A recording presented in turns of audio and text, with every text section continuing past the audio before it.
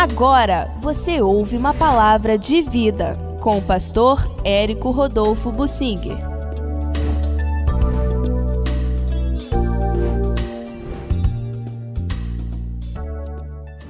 Preocupação legítima de não se afastar do corpo, ou de não ser afastado do corpo. Vamos entender isto, que é uma história do Antigo Testamento que traz lições para nós na era do Novo Testamento em que nós vivemos. A salvação está relacionada a pertencer ao corpo, porque o corpo é de Jesus, de quem ele é o cabeça. Só está com Jesus quem está no corpo. A mão está com a cabeça porque faz parte do corpo. O sapato não está ligado à cabeça. É um anexo do corpo. É como um crente que só assiste a reunião, mas não tem vida de comunhão com Deus, não tem o Espírito agindo nele. Então o sapato está junto do corpo, mas não é do corpo. A gente precisa entender isso, essa função é fundamental. No Antigo Testamento, o israelita tinha que estar ligado ao corpo, debaixo da autoridade da sua tribo. Dentro de cada tribo precisava estar ligado ao clã, à família maior, e estar submisso a seus líderes na família. Isso era uma determinação do Senhor.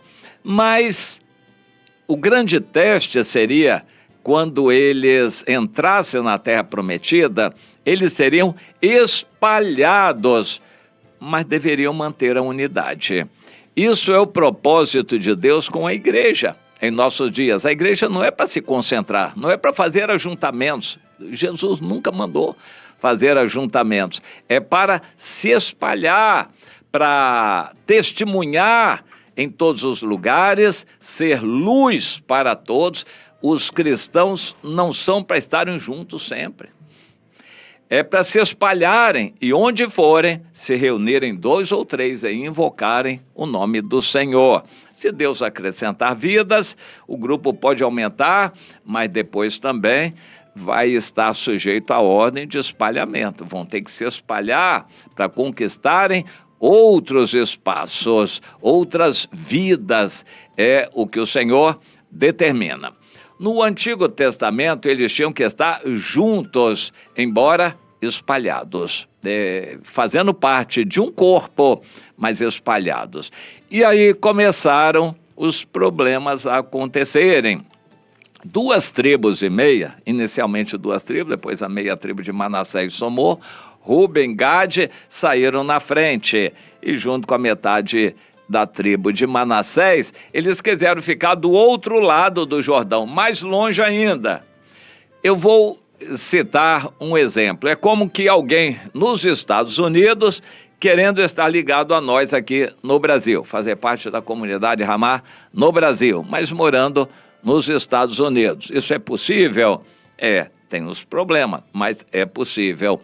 E é isso que eu quero mostrar aqui. Na época do Josué, eles receberam a ordem de conquistarem a terra e depois dividirem a terra para cada tribo, cada família, dentro de cada tribo, e se espalharem para tomar posse, consolidar o domínio, viverem ali e testificarem do Senhor.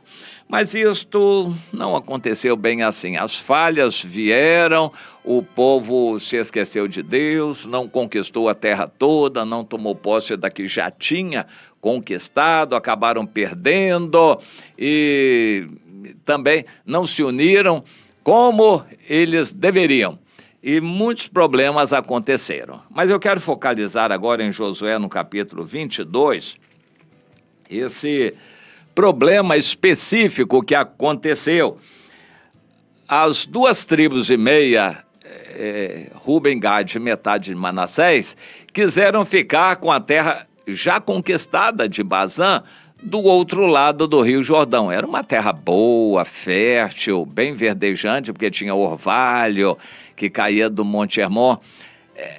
a água do mar evaporava, a região ali do Mediterrâneo é muito quente, formava nuvens, as nuvens eram atraídas pelo Monte Hermon, e ou chovia ou caía o orvalho. De qualquer forma, regava a grama verde ali, o capim, e aquilo era um alimento tremendo para o gado. Eles viram aquele verde todo e ficaram doidos e atraídos por aquilo, quiseram ficar do lado de lá.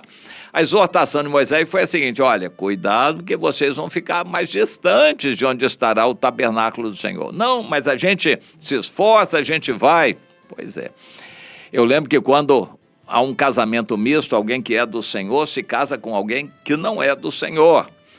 O alerta vem: cuidado, meu irmão, cuidado, minha irmã. Ah, não, mas não tem problema não, nós temos muito amor e nós vamos vencer essa barreira. Olha, cuidado. As estatísticas dizem que a esmagadora maioria desses casamentos não dá certo.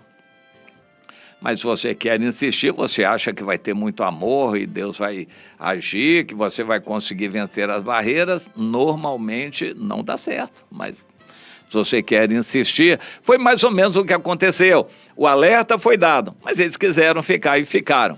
Porém, uma condição foi estabelecida: vocês vão ter que vir e lutar com seus irmãos. Não vão deixar seus irmãos lutarem sozinhos, vocês aí no bem bom. Os irmãos ajudaram, todos se uniram para conquistar a terra de vocês. Agora vocês querem ficar com a terra já conquistada e negar ajuda para os irmãos que vão lutar, que ainda vão ter que lutar para conquistar a terra deles? Não, isso seria injustiça. Não, nós vamos lutar com eles. E então fizeram um trato: nós vamos lutar com nossos irmãos e depois nós voltaremos para nossa terra aqui. Ah, tá bom, se vocês fizerem isso, está bem, então vão lutar todos juntos. E foram, passaram o Jordão junto com os outros e lutaram. Essas guerras de conquistas devem ter levado de 4 a 5 anos. E eles lutaram, conquistaram muitos despojos e depois disseram para o Josué: Josué, agora deixe-nos voltar para nossa terra. Josué disse: tá bem, vocês levem o despojo, muita riqueza, não só para vocês, mas repartam com os irmãos de vocês que estão do lado de lá, e Deus abençoe vocês. Quando eles foram, eles ficaram tão alegres que fizeram, ali junto ao Rio Jordão, um altar para... E aí que é o problema. Por que eles fizeram um altar? E foi o cerne da questão. Eles disseram: nós fizemos um altar para nos lembrarmos de que nós temos um altar verdadeiro lá dentro da terra de Canaã, que está junto ao tabernáculo do Senhor. Esse altar para sacrificar animais. O nosso é só um exemplo, é só um modelo, não é para sacrificar nada aqui em cima, é só um memorial, é só para a gente se lembrar. Pois é, mas isso acabaria sendo um perigo. E fizeram o altar, muito alegres eles estavam, eles pensaram assim: esse altar é para que os outros filhos de Israel não nos excluam. Então eles vão saber que nós também adoramos no altar do Senhor. Então eles pensaram assim: o altar é para que nós não sejamos excluídos, que eles, os outros israelitas, não nos excluam. Então fizemos esse altar para mostrarmos que nós estamos juntos. Eu costumo lembrar, a ordem que Deus nos dá, nós na comunidade, é que nos espalhemos. Não é nunca nos concentrarmos e fazermos igreja imensa com multidão, não. É espalharmos. A ordem é essa.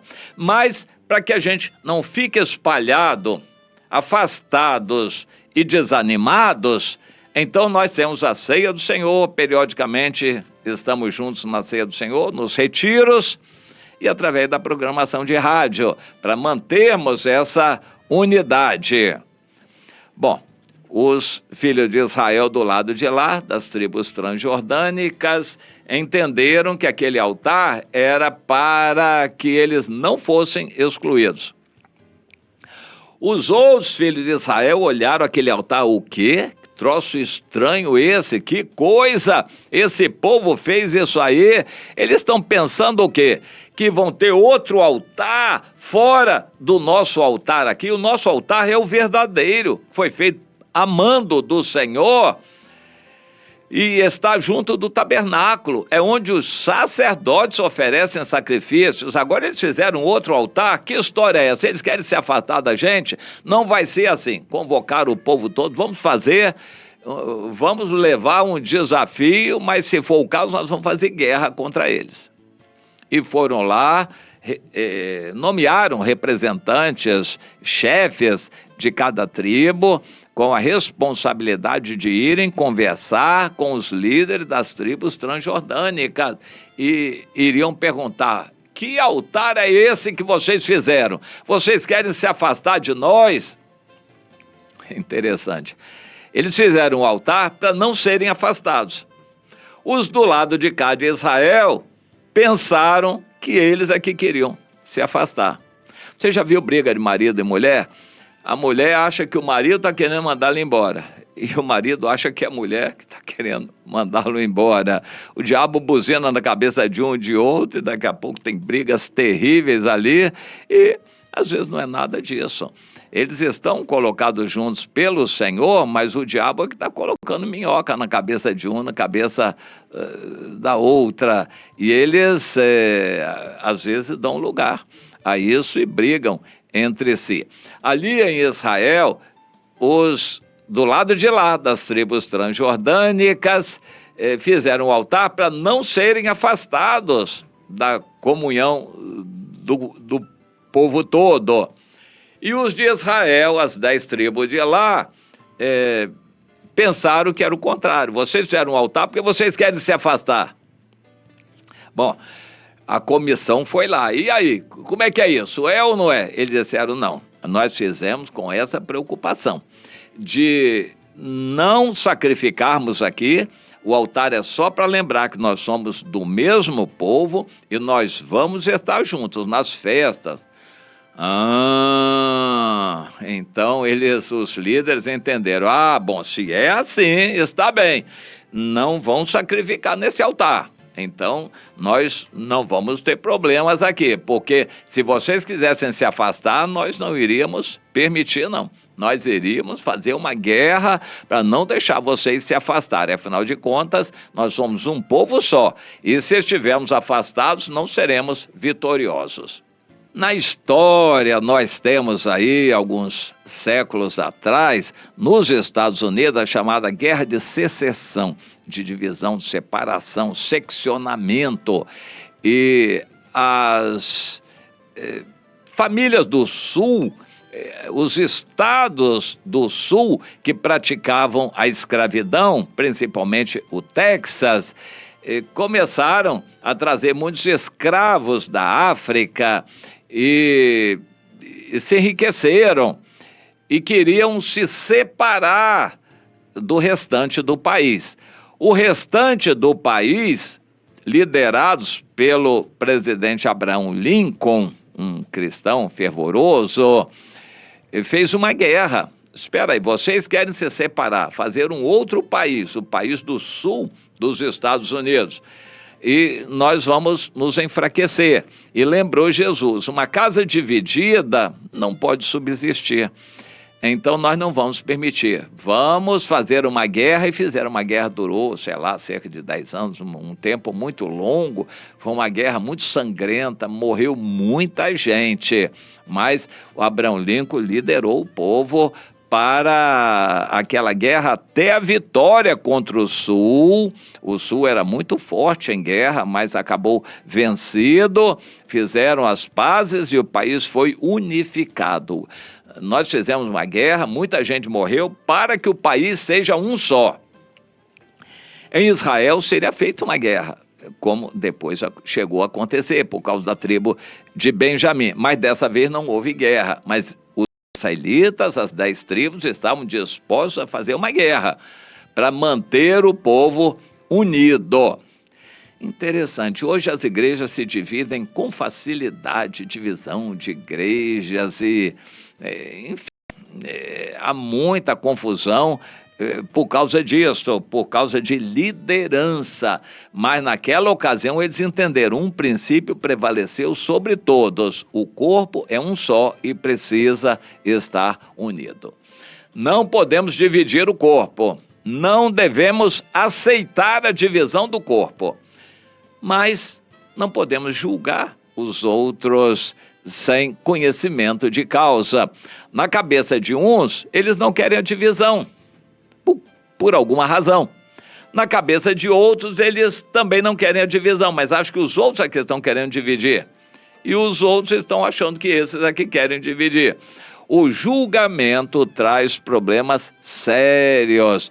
Quantas confusões existem nas igrejas, quantos escândalos, divisões, por causa disso, mal entendido. E é importante, o corpo precisa ser um só e caminhar em comunhão, mesmo que espalhados, mas em comunhão. Israel estaria na terra prometida, habitando espalhados, porém mantendo a unidade. Um corpo só, um povo só, uma só família. Nós devemos proclamar que a igreja do Senhor é uma só fé, um só batismo. Efésios capítulo 4 nos traz isto. Não devemos permitir a divisão. Todos devem estar debaixo de autoridades, submissos, para mantermos a unidade. Mas o que acontece é que cada denominação que se levanta tem que ter um líder, um reizinho, um líderzinho, um papinha que quer ser o chefe, o dono daquela denominação. E aí acaba trazendo problema, porque não se une com outras, ele não quer prestar conta de dinheiro aos outros, ele quer ser o dono da administração do dinheiro, não quer prestar conta aos outros, e acaba dividindo, e o povo ingênuo vai atrás de um, atrás de outro. O povo é muito ingênuo. Isso é uma afronta a Deus, quando alguém quer dirigir a igreja, tomar a igreja para si, não quer dar contas aos outros e quer liderar sozinho, quer mandar na igreja sozinho. Isso é um problema sério. Que Deus nos dê sabedoria e direção nessas situações todas, mas principalmente que procuremos entender nossos irmãos. Eles não estavam errados, estavam com a preocupação de não serem afastados do corpo. Os de cá também não sabiam, estavam com a preocupação de que os outros queriam dividir. A má compreensão, o mau entendimento leva a um julgamento e uns julgando os outros. Não tem como dar certo ir a um bom destino com gente julgando os irmãos. Nós temos que entender que a igreja é uma só, tem um só Senhor, que é Jesus, e nós vamos nos encaminhando para fazer a nossa parte. E cuidado para não julgar os irmãos, não pensar que eles estão fazendo algo que não estão. E da parte deles, eles também vão entender a nossa atitude de braços abertos, de conciliação, para eles poderem se sentir amados e conciliados. Principalmente os que estão mais distantes, precisam se sentir amados e queridos na nossa comunhão.